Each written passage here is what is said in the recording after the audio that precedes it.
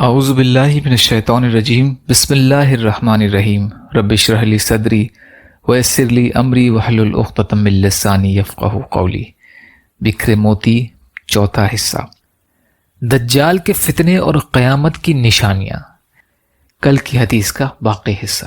دجال کے ظہور سے 3 سال پیشتر سے سخت قحط سالی ہوگی۔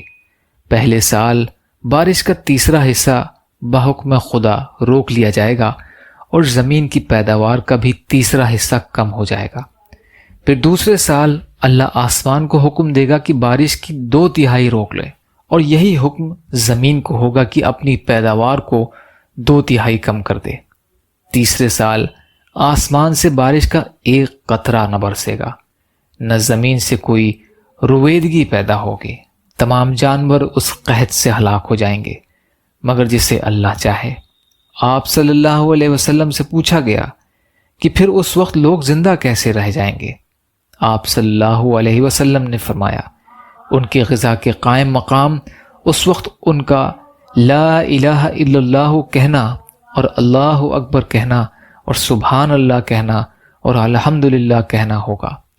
امام ابن ماجہ رحمۃ اللہ علیہ فرماتے ہیں کہ میرے استاد نے اپنے استاد سے سنا، وہ فرماتے تھے یہ حدیث اس قابل ہے کہ بچوں کے استاد اسے بچوں کو بھی سکھا دیں بلکہ لکھوائیں تاکہ انہیں بھی یاد رہے۔ تفسیر ابن کثیر۔